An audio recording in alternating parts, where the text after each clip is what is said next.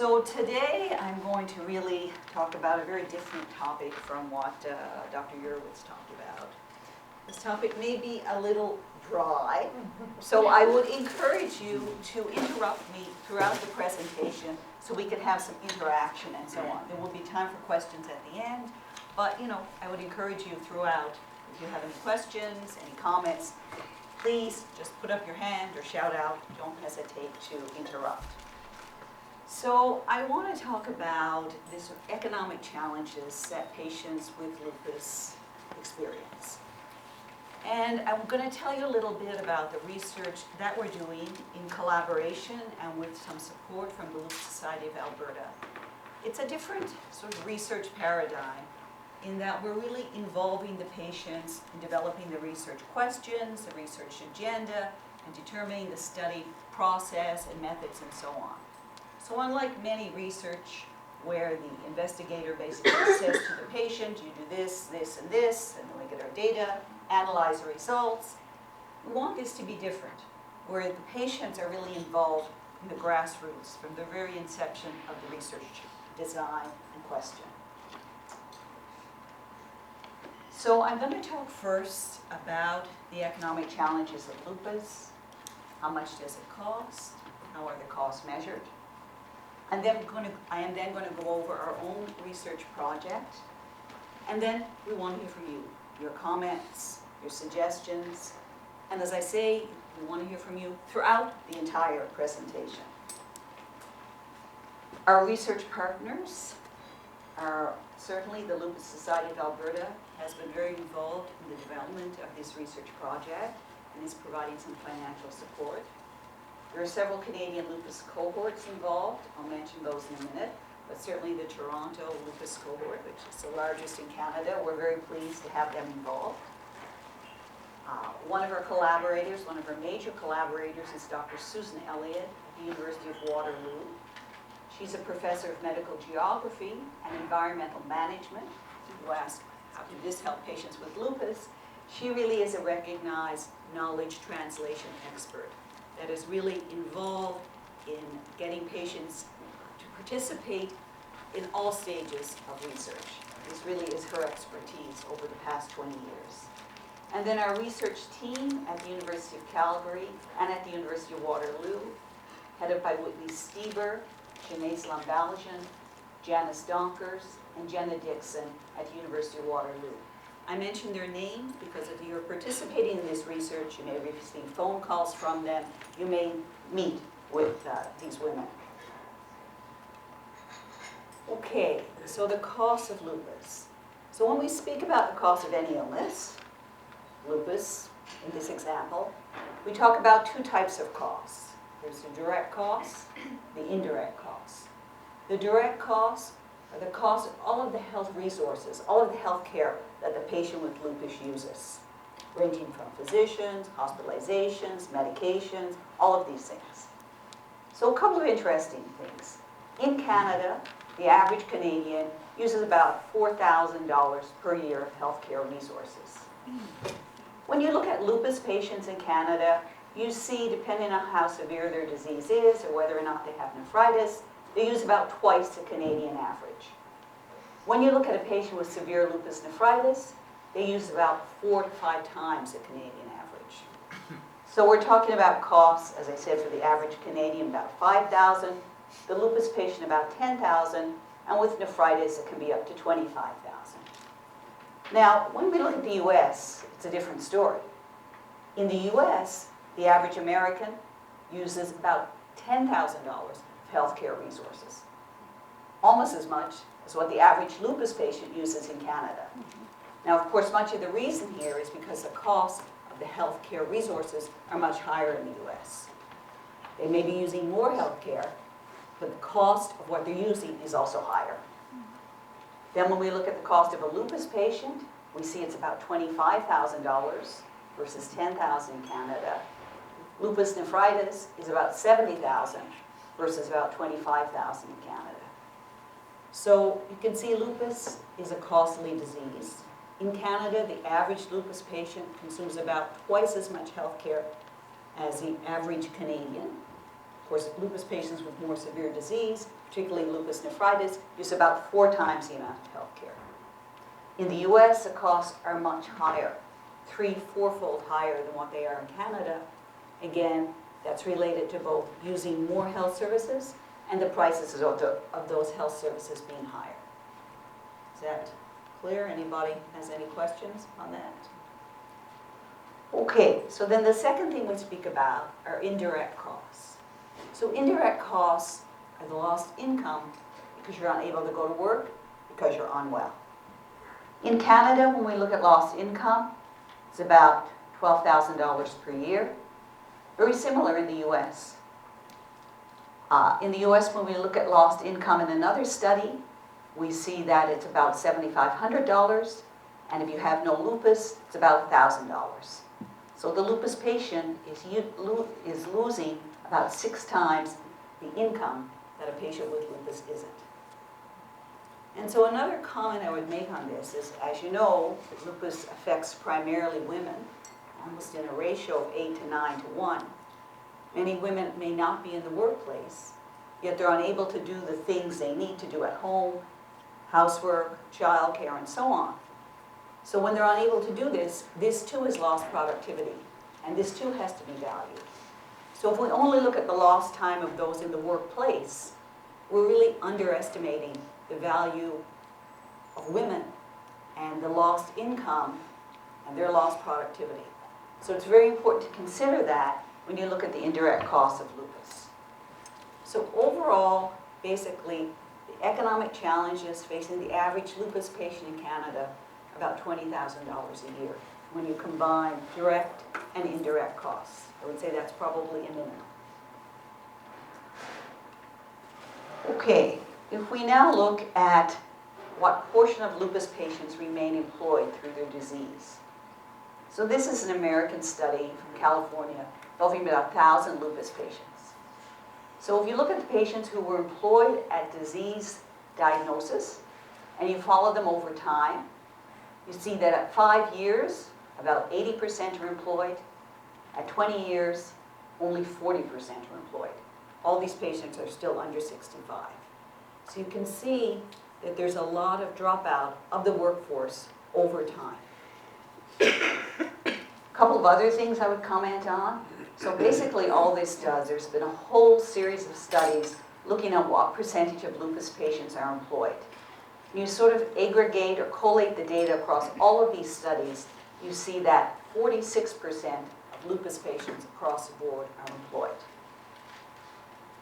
Similarly, when you look at the percentage of lupus patients on work disability, you look at all the studies, you collate all the information, you see that 34% of lupus patients across the board, snapshot, are on work disability. So certainly, there is a lot of challenges in maintaining regular employment. And we know that. I'm just showing you what some of the studies have shown. We're good? Carry on?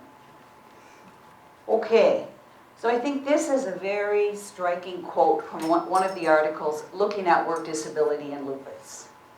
So it says, and we all know this, lupus patients may be less successful than patients with other diseases when applying for disability assistance, possibly because medical records may not accurately reflect their limitations, and in addition, symptoms contributing to work disability, fatigue, pain, neurocognitive dysfunction, things like memory loss, difficulty concentrating, may be difficult to assess and quantify. And I think I've certainly seen this in many of my patients. They're applying for work disability. I feel it is very justified that they should be granted work disability. Yet when I describe their limitations, which are often things like debilitating pain, more often debilitating fatigue, poor concentration, memory loss, the employers just don't accept this as a legitimate reason for disability. They want to see that, severe arthritis, unable to walk properly, severe shortness of breath, unable to ambulate. But many lupus patients are not affected so much by those factors as they are by these here, fatigue. Certainly, fatigue is the most common symptom of all patients with lupus. Don't don't know if you want to comment on that. Yes, Rosemary. One of the things that I hear from patients in my work is also the cognitive issue. And, you know, they look fine, you turned up, why can you not do your job properly? So it's very... Absolutely, we see that. And, you know, oftentimes we need to document that objectively, and we'll send the patient off for a whole battery of neuropsychological testing. And oftentimes it will come back showing the patient is not very impaired. But I think it's just not measuring the right things.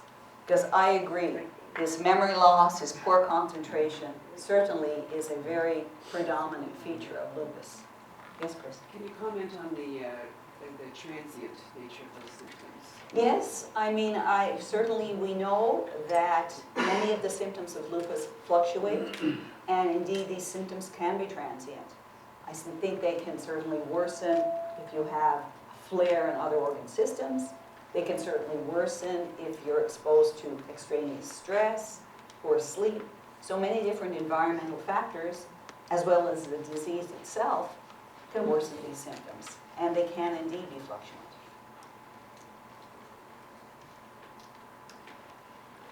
Okay, so before we get into the actual research project, I just want to talk with you a little bit about, and I told you about the direct costs, all of the things we consider. So basically, we have to look at conventional therapy, which is, of course, the usual outpatient care from physicians and tests, hospitalizations. Then there's all of this complementary and alternative medicine, which many patients may use, whether it be herbal therapy, whether it be seeing a naturopath. This is certainly part of the care that patients with lupus seek. Then we talk about the indirect costs, which, as I mentioned, is the reduced productivity. It's important not only to consider that in the workforce, but also in the home, where many women with lupus are, because they're not actually working outside of their home. We also need to consider all of the transportation and childcare costs the patient may bear as they have to seek medical care. And then, of course, there's all of these sort of intangible costs that you really can't measure. So what we're very interested in looking at in our research is really these two dimensions here. We're looking at the others, but this is a real, this is conventional research. But these two dimensions here, we're particularly interested in looking at. Interviewing patients, hearing more about their experiences with the economic challenges of lupus. When we actually look at the direct costs by type of service, you can see that of all of the direct costs and of all of the healthcare consumed, the majority is due to medications and hospitalizations. 60% is due to that, 21% to tests, 16% to physicians. So certainly the majority of the costs really are medications and hospitalizations. Medications are a third of the costs. And of course, as we move in perhaps to an era of more biologics, I'm sure, although I missed Dr. Urowitz's talk, I know he spoke to you about rituximab because I heard the questions, and I guess he also spoke about belimumab, Benlysta. And certainly these are very expensive medications. So as lupus patients start using those, I suspect medication costs will increase. Of course, the hope is that these will make patients better, and so the other costs, hospitalizations, and so on, will decrease. And of course, work productivity and so on will improve. When we look at lost productivity, I just want to make two comments here. It's very important to look at the lost time from paid work, looking at the days missed from work, additional time the patient would be working if they were not ill, and not only looking at something that we call absenteeism, but also looking at presenteeism. And what this is that even though you are at work, you're not feeling well, so you're not as productive as you would be if you felt well. So these are two very important components of indirect costs. Not only at the days you miss from work, but your poor productivity while you are there. And then, as I mentioned, it's very critical, and many studies have omitted this, to look at lost time from unpaid work. The additional time you would be doing this work if you were not ill, and then your impaired productivity, in doing this work because you feel ill, the additional time it takes you to do that work. So these are basically the major comments I want to make about what's known about the cost of lupus in Canada, how we conceptualize it, and what's currently known. Any questions on that? It's all crystal clear? Okay. So we will now move into the actual research project, which we are doing with the support of the Lupus Society of Alberta, and it's also funded by CIORA, which is a Canadian Initiative for Outcomes in Rheumatology Care. The project is entitled Economic Challenges of Lupus, Measuring and Mitigating the Impact. So as I mentioned, we wanted this research to be a little different from sort of the usual garden variety of research. We really wanted the patients here, the Canadian lupus cohorts, the patient support groups, to really be at the center of this research. We felt that if we do research in collaboration with the patients rather than on the patients, if we do it with the patients are much more likely to determine, to identify the most relevant research questions, and to learn much more from the research. So basically, as I said, the patients are at the core of this, and then we're also working, of course, with clinical investigators, policymakers, employers, and insurers. And these are the different cohorts that will be involved. So I just want to talk with you a little bit about this sort of new research framework. So research nowadays is really conceived as what they call a knowledge journey. So basically, it starts with a problem requiring action. So this problem may very well come from the patients themselves. They indicate that they're having difficulty retaining employment. They're facing economic challenges in their lives. Certainly when we spoke with Rosemary and Chris at the Lupus Society of Alberta, they identified this as a major concern. So problem requiring action. And then what happens is the patients and investigators work together to create knowledge. This knowledge is then synthesized into a body of literature that is meaningful, tells us something, and then it's not only just published in medical journals, which may not be accessible to patients, which patients may never read. This knowledge is then translated, where the researchers go back to the patients in a series of workshops, perhaps like this, virtual workshops, discussion groups. This knowledge is conveyed to the patients in a meaningful way, such that they know how to use this knowledge. And then this knowledge is mobilized. So basically the patients attending the workshops take this knowledge out to their friends, their colleagues, their employers, and convey this knowledge to them. And so this now is thought to be perhaps the way that research is moving in terms of a knowledge journey. It's another term for this, is a patient really is at the center of the research, driving the research agenda, working with the researchers in developing the appropriate questions and the appropriate way to answer these questions.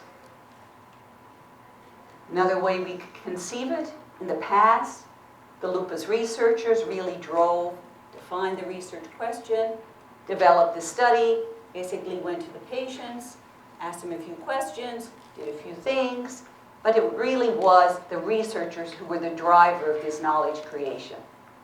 Nowadays, with this transdisciplinary knowledge journey I spoke about, basically they're working hand in hand, equal input from both in terms of knowledge creation. You might ask, what does this book, Saving Gotham, have to do with it? So basically, this was written by a public health physician in New York City. And he basically was trying to improve the public health of New Yorkers by decreasing smoking, decreasing sugar in carbonated drinks, and so on. But I think what's relevant to us is this comment. If we want to change the health of the population, we need stories to back up the statistics. So this is what we want to do in this research, is to go to patients, reach out, and learn their stories. So this is a little off the topic, but what I wanted to show you is some of the work that we've done in another illness to learn the stories of patients. So the other hat I wear, I'm an immunologist, hence I look after lupus patients, but I also look after children with food allergy. So we wanted to learn about the impact of peanut allergy on these children. So you can't really reach out to children and have them talk that much. They can often express themselves more in terms of drawings. So we actually asked them to illustrate what they felt was a risk of peanut allergy. So here you see a child saying, I don't want peanuts, they can kill me. No peanuts, please. The peanut crossed out on the t-shirt, and so on. So, clearly this tells you a whole lot about what it's like to have a child, to be a child who's peanut allergic. Another similar drawing is this child here, and basically this is a food fight in the cafeteria. This child is saying, this is so much fun, there's no harm in it, and there you have the kid who's peanut allergic lying under the cafeteria table, terrorized. So, it gives you a sense, it's a very sort of simplistic example of how knowing the stories of patients are very important in terms of developing policy. So basically, based on this, we realized that children lived in a threatening environment. The children were fearful, the parents were fearful, and hence there was policy changes in schools such that there's plans developed for children who are food allergic to make them feel like they're living in a safe environment. So this type of elicitation of the stories from children actually led to a policy change. So it's, as I said, a simplistic example, but it's really part of this knowledge journey I was talking about. Problem being identified, we went out to the children, created the knowledge, fed it back to the policymakers, mobilized the knowledge, and change has been made. Okay, so now I'll get into our research. Any questions in terms of that? Okay. So as I mentioned, in our economic project, we were involving patients from the beginning. There are basically 6 Canadian sites involved. So we have Halifax, Dr. John Hanley. We have 2 sites in Quebec, Paul Fortin, Dr. Paul Fortin, Quebec City, Dr. Christian Pinault in Montreal, and of course we have Dr. Urwitz in Toronto. You can't do a Canadian lupus study without involving Toronto. We're very happy for their participation. They have certainly the largest lupus cohort in Canada and probably in North America, I would say. And then we're involving Winnipeg, Christine Peshkin, and then ourselves here in Calgary. So what will happen? So at the beginning, we're starting, and we've already started this, is we're interviewing, our research team is actually interviewing patients, families, the Lupus Society of Alberta members, employers, and physicians expert in the care of patients with lupus to learn more about the sort of experiences, perceptions, challenges, and coping that patients with lupus experience. So some of you may already have been called to actually participate in these interviews.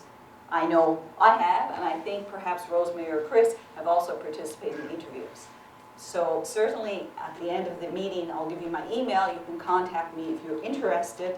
And we're very interested in having people participate in this part of the research, because without this, we really can't move forward.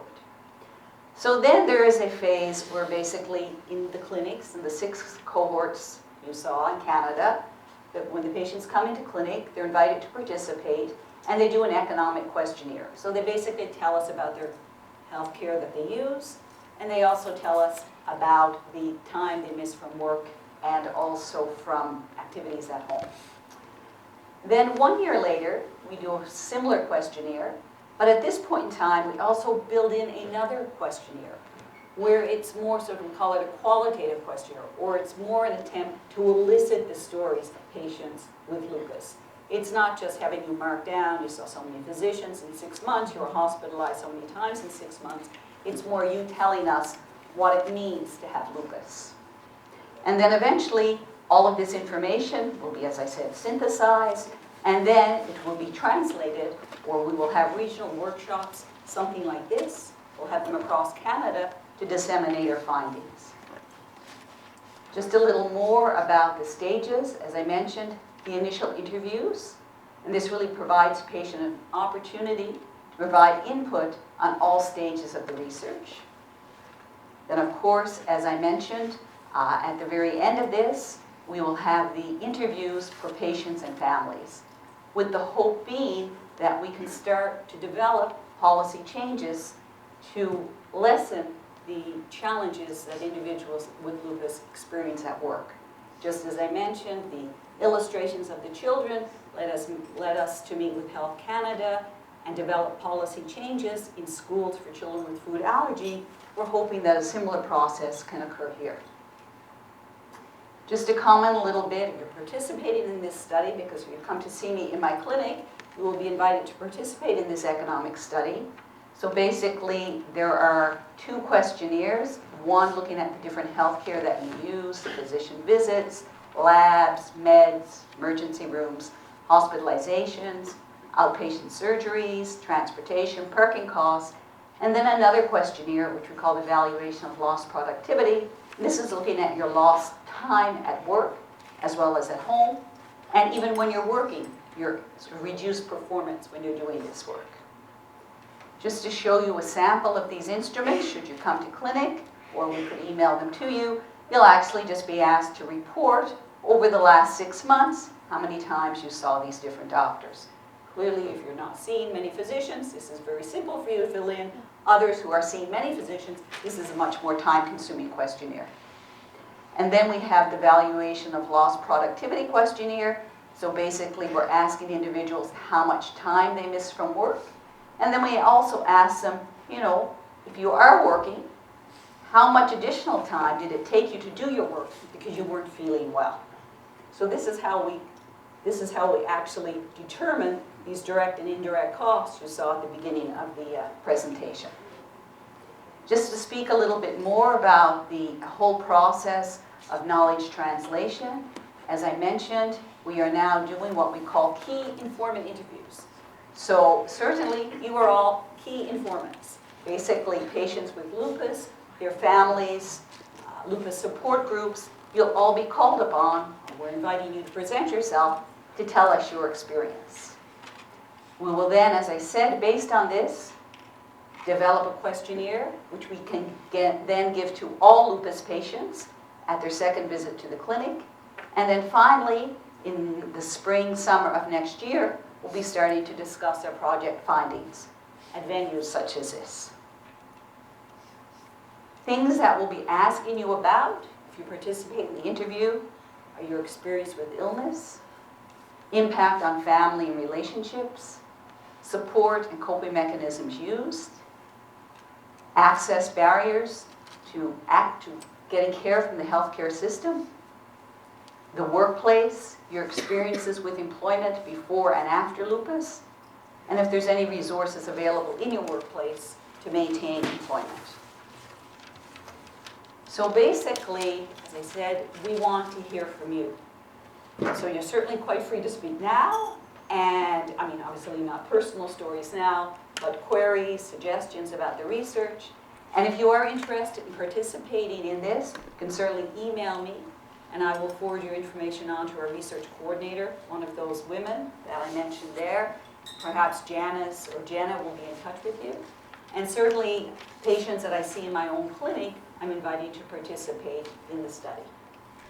So that is the research which we're undertaking with the Lupus Society of Alberta. We're very excited about it, and we hope that it is indeed very helpful in improving the working lives of patients with lupus.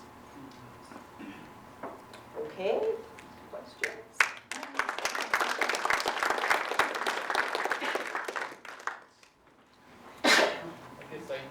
We have a little bit of time. Yes. And so we're going to have time for some questions and talk to Dr. Clarke about the research project.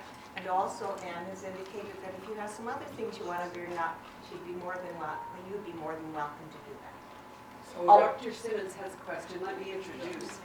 Stand up. This is Dr. Simmons, who is a hospitalist and emergency physician at Rockview, and he also serves on our medical advisory board.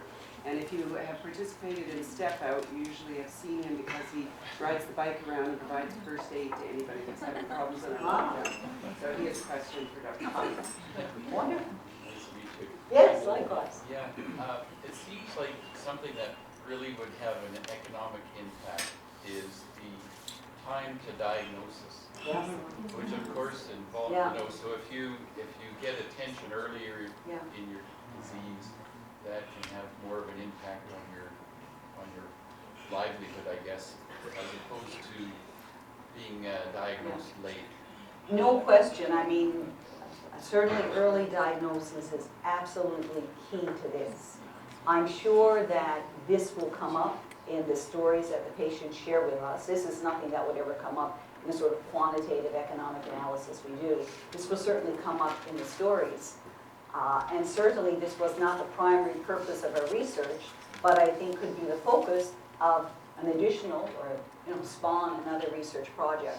Because there is no question, early diagnosis and proper management can hopefully prevent many of these costly complications, and complications which really compromise quality of life.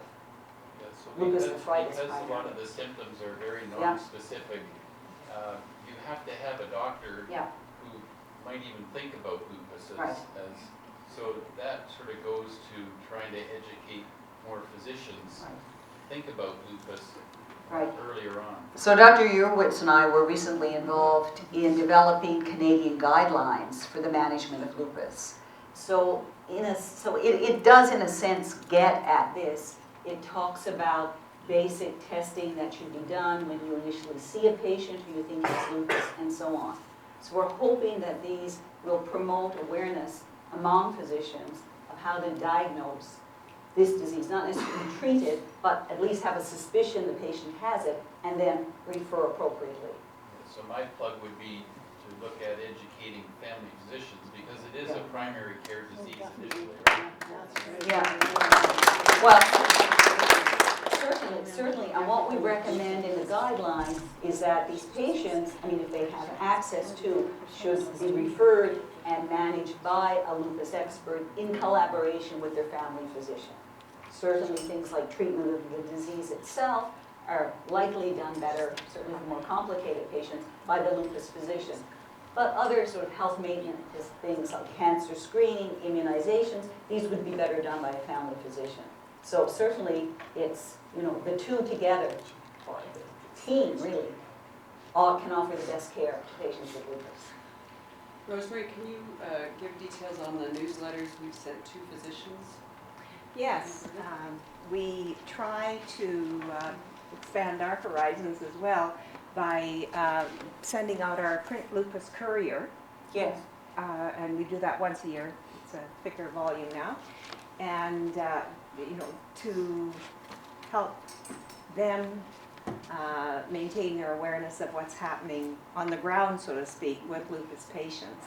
And of course, most recently, the reports on the International World Congress, the World Congresses that we have been able to send Chris to. So we do try to maintain a connection there. Of course, we are not capturing everyone out there, so I'm always asking the patients who contact us if they can let us know who their physicians are. I can add them to our list, and off they go.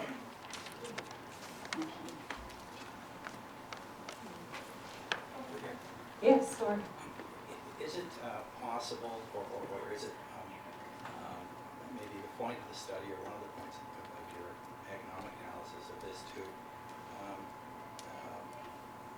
influence the insurance Yes. providers, Yes. the payers, to fund the more expensive medication? So that wasn't the primary purpose of the study. We were looking at insurers more in terms of their willingness to provide disability insurance. That was more the thrust of this, looking at the work productivity of patients. But certainly we will get a better sense of the cost or the amount of expensive medications these lupus patients are using in Calgary, across Canada, but also in Calgary in this study. And certainly I think that this provides information, data, that can be used for that type of purpose. The insurance companies can lower their costs of disability payouts. Yeah, absolutely, absolutely, absolutely. By improving the productivity of patients, for sure.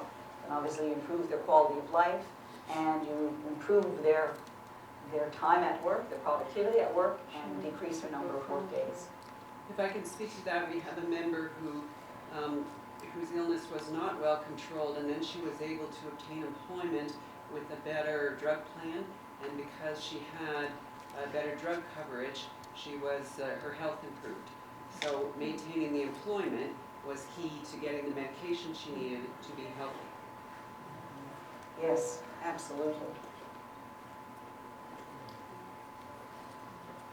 Could you put up that very first slide again, that graph, and comment about why there's such a discrepancy between Canada and the United Yes. States?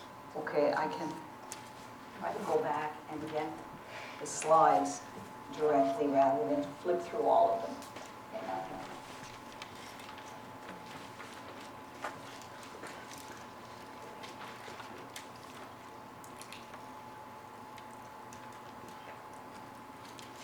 Okay, so, a couple of things. So when we talk about costs, it's basically, you have to consider two components. It's the number of health resources utilized, and it's the cost of those resources. So if the cost in the US is higher than in Canada, it can be due to a combination of things. One, the American patients are using more resources. Two, they're not using more resources, but the cost is higher because it's the resources times the cost that equal the total cost. Resources times the actual price of that resource, so physician visit times the price of that physician visit equals the total cost. So if in fact we say a cost for a physician visit is say $100 in Canada and $200 in the US. So if a patient in Canada uses one physician visit, the total cost will be $100. This is all hypothetical. If in the US, that patient seeing that same physician, it's going to cost $200. So the cost is higher there because the actual price of the physician is higher. So it could be due to that, or it could be due to the fact that the American patients are using more resources. So they're not seeing where a lupus patient here may see 1 or 2 physicians a year, patient in the US may see 4 or 5 physicians a year. Or a patient in Canada may not have an AMR for a problem, a patient in the US may. So it's a combination of 2 factors. Either the American patients are using more resources, or the price of those resources is higher, or it's a combination of the 2. And I expect it's a combination of the 2. We know the price for services is higher in the US. But is it just due to that, or are the Americans also using more care? So I think it's a combination of the 2. Another question, the very first graph Yeah. says all SLE. Right, And then when you compare that to the average Canadian, yeah. they're about the same. That's right, exactly. So these studies here, I didn't put in all the references here, but these studies here were all studies that I actually did myself involving lupus patients across Canada. So this was a study that we did basically in about 2000. And we had lupus patients in this primarily from the province of Quebec. And when you look at all the lupus patients, the average cost per year was $5,000, which is basically equivalent to the average Canadian. The patients who had very bad lupus nephritis, their cost was $23,000. Then about 10 years later, now these costs are all expressed in 2015 Canadian dollars.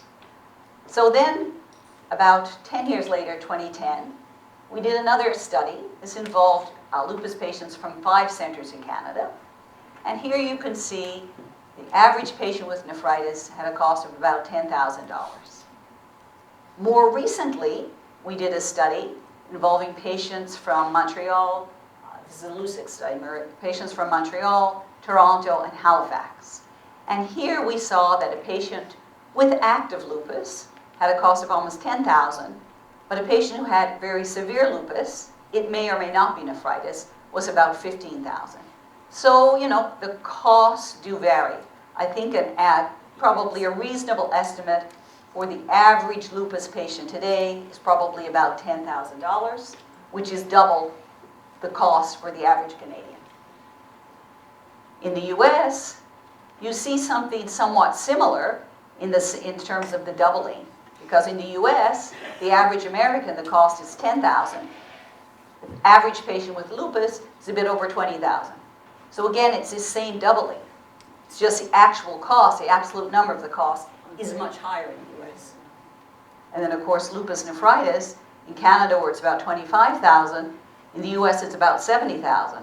So it's, sort of threefold the cost of the average lupus patient. That's the same sort of thing we're seeing in Canada. It's just, again, the absolute numbers are higher. Again, a factor of two things. Use of more resources, and the resources that are used are more highly priced. Now, this doesn't necessarily translate into the US patients doing better. And we've done a study looking at whether or not this higher use of resources in the US means that these patients do better. And they had no better outcomes than the Canadian patients. So more care doesn't necessarily translate to better outcomes. In Vienna, there were some European rheumatologists who felt that more frequent monitoring could Yes. be effective to target low activity disease. For sure, for sure. And certainly this is what, in the guidelines that we're developing, we actually looked at this in terms of, what would be the optimal standard of care for a patient with lupus, in terms of how frequently should they be seen by the lupus physician, what tests should be done. This certainly is critical. And there's also been some work done in the US looking at if patients were cared for in hospitals that were very experienced in caring for lupus patients versus hospitals that were not. And the lupus patients that were cared for in hospitals experienced with lupus did a whole lot better. So certainly there is evidence, and we all certainly know that you're likely to do better if you're cared for by a lupus expert and seen on a regular basis. Now, for somebody with very stable disease, on Plaquenil probably for 5-10 years, who's really been very well, perhaps once a year is enough. But somebody who has just newly diagnosed lupus, the kidneys are involved, that patient may need to be seen weekly initially, and then every 3 months or so on. So, it really depends, the frequency of the care really depends on the type and severity of the lupus. Dr. Clarke, we had some discussion earlier about Benlysta, about rituximab, the funding, and we had published last year, the year before, about the short-term drug therapy program. Yes. Could you comment about your experience with that and funding those medications? So I can comment about that program for funding for both CellCept, Benlysta, and rituximab. So where I work at Richmond Road, we have a pharmacist working with us. So she's particularly skilled in obtaining access, I think, for these medications. So I work in a very good environment for this. So certainly, STET seems to be quite readily approving CellCept. Certainly if there's renal disease, but also it has approved it for non-renal disease. So for example, severe arthritis or pleuritis, pericarditis, no nephritis, STET has approved it. Now usually the patient has already tried, and standard of care would be, they would have tried a couple of other medications, Plaquenil, maybe Imuran for pleuritis, and if that doesn't work, then I've gotten CellCept approved through the STET. So that has worked very smoothly. Rituximab, I have had there's not that many patients where rituximab is clearly indicated, but I've had no problems getting rituximab approved through STET. And Benlysta, I've also gotten that approved through STET. Again, getting Benlysta approved, there are a few criteria the patient needs to fulfill, and it's only appropriate for certain manifestations of the disease.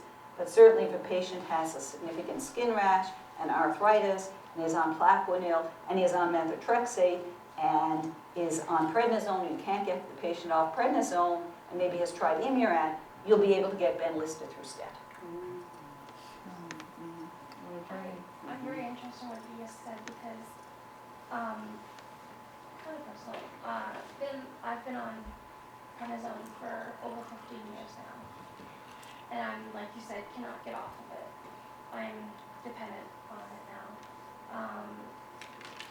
We've been trying to get Benlysta, but my rheumatologist has, like he said, he's tried compassionate release. I don't know if it's this program, like the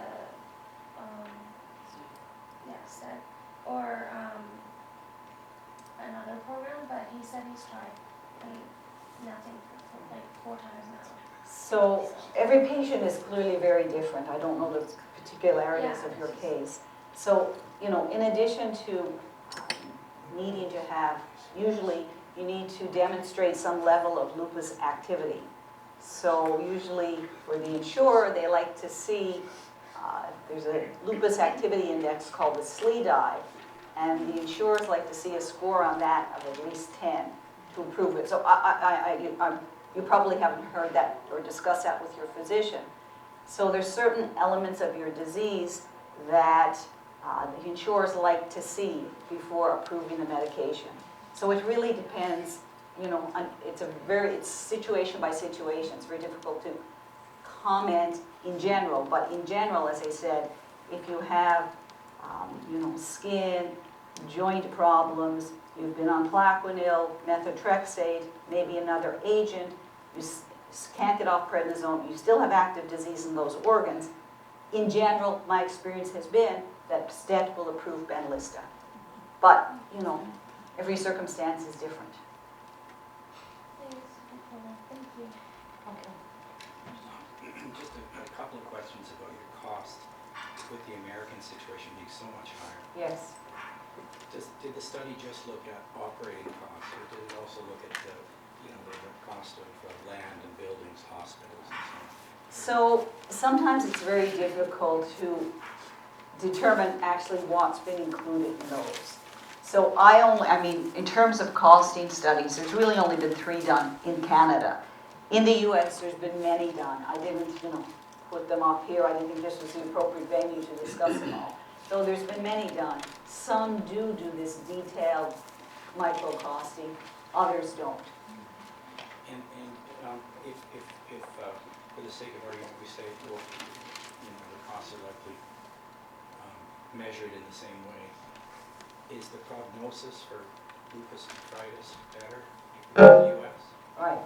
So what we saw when we looked at this in our study is that, in general, patients with lupus, not necessarily specifically with lupus nephritis, but the average patient with lupus in Canada did not do worse, in fact, did better, accumulated less damage from the lupus than the patients in the US. Now, you know, that wasn't looking specifically at lupus nephritis. Don't know if we have a sufficient sample to do that. But, you know, that's obviously the next question, right? They are consuming, or the expenditure on healthcare is higher. Is it simply because of the price? So if it's because of the price, they're not really getting more resources. But if it's a mixture of the two, and they're getting more health care, you know, more resources utilized, you would hope that would, or you would think that might translate to a better outcome. But we didn't show that in our study.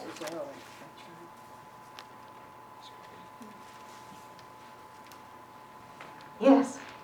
As has been said, I think the most urgent need is to school doctors, medical doctors about lupus, because many of them are clueless or just don't know how to treat it and don't understand. No, I mean, I agree with you. I mean, we understand why the family physicians are, you should say clueless, but, you know, I know what you're saying. I mean, lupus is a rare illness. And so certainly in each family physician's practice, I'd be surprised if they had more than 2 or 3 patients, if that, with lupus. So we can understand their sort of delay in diagnosis. But I agree, education is critical, so that they can recognize these patients and ensure that they get appropriate referral, appropriate rapid referral.